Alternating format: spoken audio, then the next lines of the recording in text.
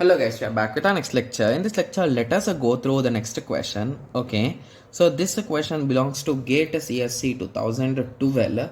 The given question is consider three processes P1, P2 and P3 in the table. Okay, so they are asking the completion order of three processes under the policies FIFO and round robin are.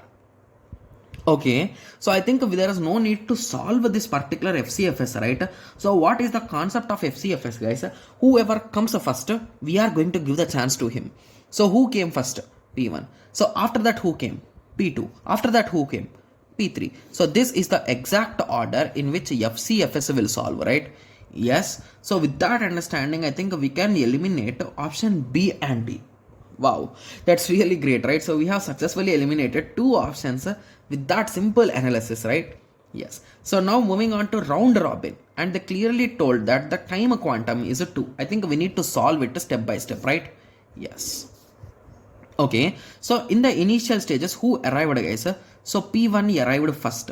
So he is going to execute for the first 2 seconds, right? So 5, 7, 4 are the individual times. So now it's 3 now. Okay. So now P1 is completed. Now the current time, okay, so now the current time in our system is a 2. Okay, so at 2 milliseconds, so now first P1 has been executed. So at 2 millisecond, who came, guys?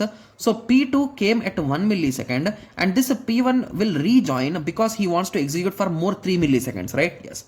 So now P2 will get a chance. Okay, so P2 will run for the next 2 milliseconds. Okay, okay, so now the current time is a 4. So at 4, who came inside, guys? So P3 entered.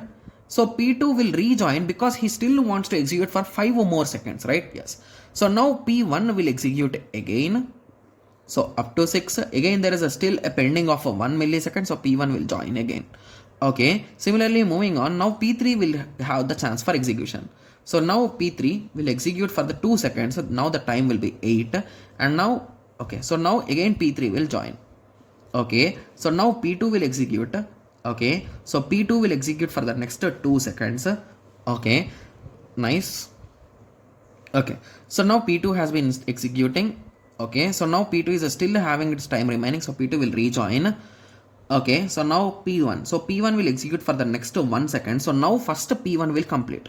In 4 options, he gave P1 only the first completion. That's really good. So now moving on to the deciding thing. Okay, so P1 is done. So now P3. Okay. So P3 will execute for 2 seconds. So at 13 it will be done. So now this is 0 and the next continuous 3 seconds will be taken care by our P2.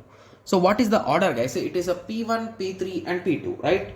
Yes. So P1, P3 and P2. So option C is the correct answer. Got it? Yes. So it's a quite easy and direct question, right? Yes. So I hope everyone got a clear idea on this. So in the next lecture, let us continue with the next question. Thank you. Thanks for watching. Like, share and subscribe for more awesome videos like this. Thank you.